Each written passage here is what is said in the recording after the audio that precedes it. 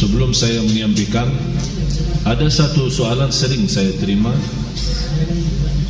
lewat SMS, BB, lewat telefon. Masalahnya, sering saya menerima laporan dari jamaah, terutama ibu-ibu, termasuk juga dari wanita yang belum jodoh ya, belum berjodoh. Masalahnya apa? Merasa tidak tenang. Di rumahnya selalu merasa ada sesuatu berantakan, selalu ada masalah. Sama suaminya ada masalah, sama orang tuanya ada masalah, sama anaknya ada masalah, sama tetangga pun ada masalah. Dan dia berusaha semaksimal mungkin menjaga diri dan melindungi diri dari bermacam masalah, tapi tetap ada saja. Atau dalam dirinya sendiri merasa tidak tenang, ada was-was, merasa ada tergoda, ada gangguan, ada makhluk halus, ada bermacam-macam. Kira-kira apa obatnya untuk menyelesaikan masalah? Saya berikan, dan ini obat insya Allah bermanfaat untuk semua. Tak usah panggil Habib, tak usah panggil Syekh, tak usah panggil Ustaz, tak usah panggil tukang dukun, tak usah panggil siapa-siapa. Anda sendiri laksanakan. Akan Allah subhanahu wa ta'ala merubahkan rumah kita insyaAllah menjadi tenang, adem, enak. Yang pertama, bawakan air dan isi dalam air itu garam. Air itu dicampurin dengan garam dan dibacakan dalam air itu Al-Fatihah 7 kali. Ayat 5 ayat pertama suratul Baqarah. Ayat Al-Kursi 7 kali. 3 ayat yang terakhir surat Al-Baqarah. Lillahi ma fis samawati wa ma fil ardh. Saya ulang lagi. Santai-santai. Masih ada waktu, masih ada.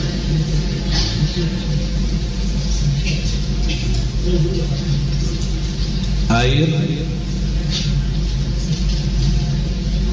isi dengan garam dan dibacakan dalam air Al-Fatihah 7 kali. Yang kedua, 5 ayat pertama 1 kali.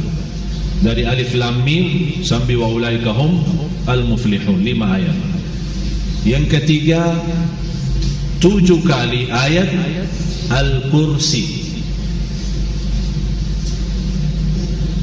Yang keempat, 3 ayat yang terakhir suratul Baqarah. Lillahi ma fis samawati wa ma fil ardh wa in tubdu ma fi anfusikum sampai selesai. Yang keempat, 3 ayat yang terakhir suratul Baqarah. 284, 285, 286. Kemudian Qul huwallahu ahad 3 kali. Qul a'udzu birabbil falaq 3 kali. Qul a'udzu birabbin nas 3 kali. Kalau anda merasa masih asing, boleh ditambah air dan silahkan minum. Bisa diminum. Kalau anda merasa terlalu asing, belum kuat karena garamnya terlalu banyak, boleh ditambahin air. Ini satu untuk minum. Jelas? Yang kedua, bawakan emper besar, isi air dengan garam. Ini untuk mandi boleh. Bapak Ibu, ini serius saya bicara ya. InsyaAllah anda cuba, InsyaAllah semua masalah dalam hati, dalam perasaan, dalam jiwa, dalam fikiran InsyaAllah selesai. Emper besar, isi air dan campur dengan garam. Bisa bagi mandi. Ayat yang dibaca sesuai ayat yang saya sudah kasih tadi. Boleh. Bagaimana cara bacaannya? Bacaannya habis anda baca, tiup dalam bukan meludak ya, tiup saja. Tiup 3 kali boleh, 1 kali boleh, tidak masalah. Yang ketiga, berarti yang pertama minum, yang kedua mandi, yang ketiga ember besar isi air dan garam. Dan kalau biasa suka bersihin rumah kan, lap-lap, suka lap-lap kan, pel. Udah, mulai hari ini kalau pel rumah bagi air yang sudah tercampur dengan garam. Kenapa? Supaya meyakinkan garam itu di dalamnya ada energi positif, dan syaitan dan jin memiliki energi negatif.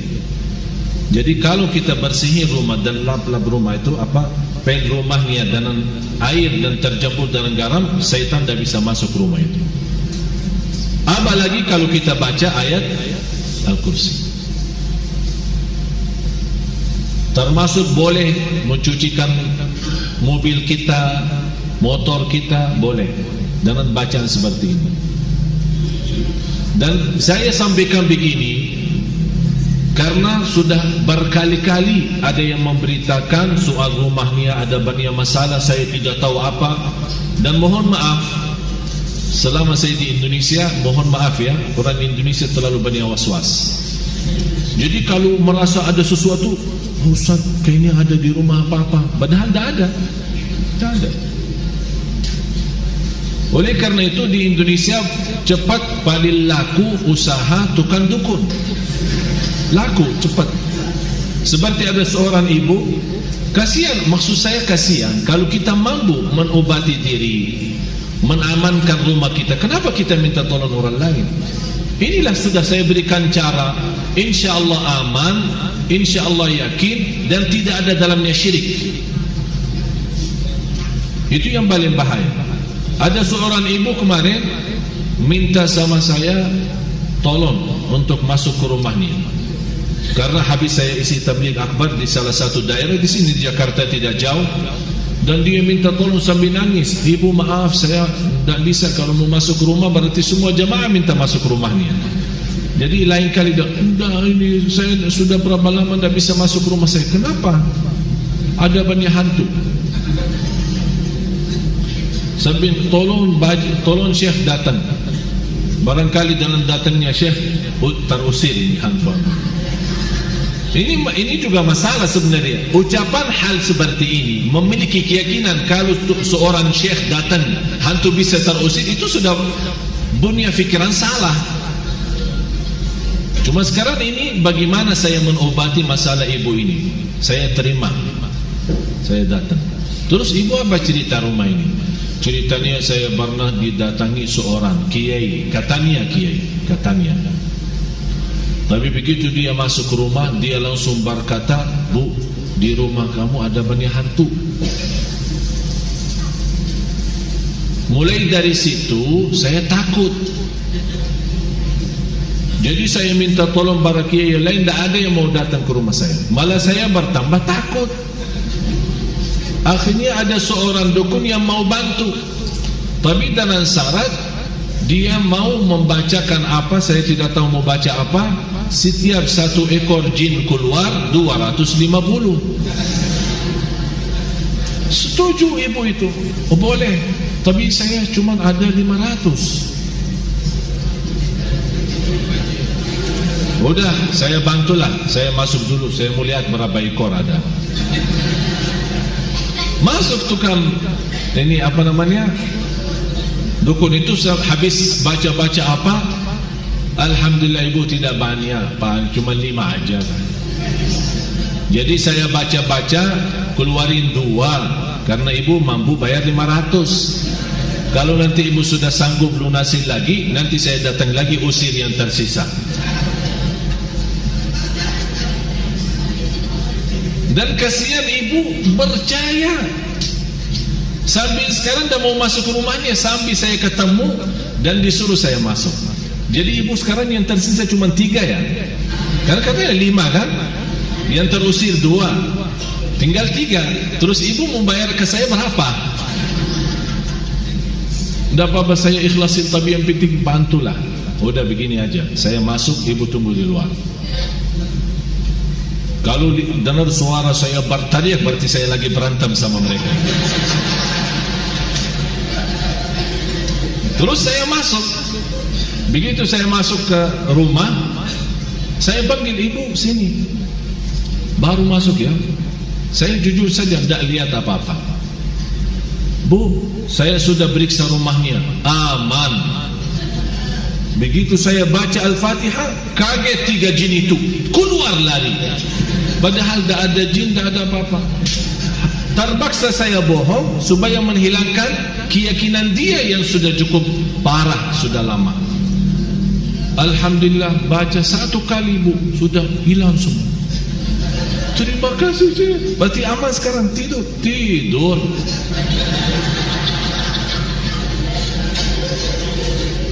Dan saya kasih obat itu, bagi garam terus yang lain-lain. Terus dia bawakan amplop, lumayan lah. Saya bilang, bu, ini sedekahin ke masjid atau ke anak yatim, bukan ke saya. Itu bukan kerjaan saya. Sekali lagi ibu, jangan percaya dukun dan sihir. Yakini. Alhamdulillah, habis itu beliau rutin baca suratul Baqarah, dan alhamdulillah nyaman, enak. Malah sekarang rumahnya selalu ramai, pengunjung datang silaturahim banyak. Dan sebenarnya masalahnya cuma was-was. Tapi was-was 90%. Sejarah medis pun 90% sebabnya penyakit manusia adalah was-was. Yang terakhir, kalau ada garam batu, kan ada garam apa namanya? Pokoknya sudah tahulah. Terus itu kalau bisa dibakarkan di atas arangnya. Kalau ada arang, ya, ditaruhkan garam itu, kemudian dicampur dengan habbatus sauda. Apa bahasa Indonesia habbatus sauda? Tinta hitamnya. Tinta hitamnya.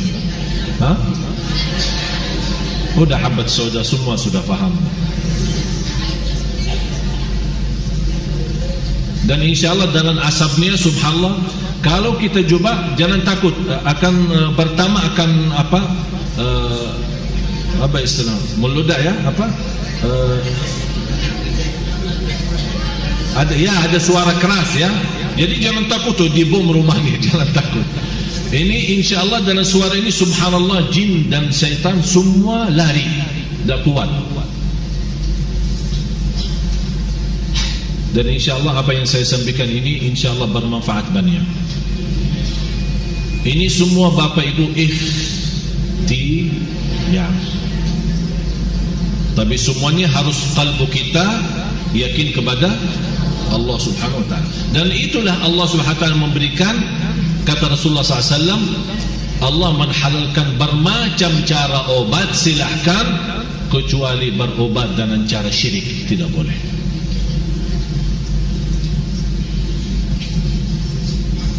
Mudah-mudahan Bapak Ibu berkenan mulai malam ini atau besok pagi, kalau lagi mau bersihkan rumah, minta sama pembantunya, ya, rumahnya itu bagi air sama garam.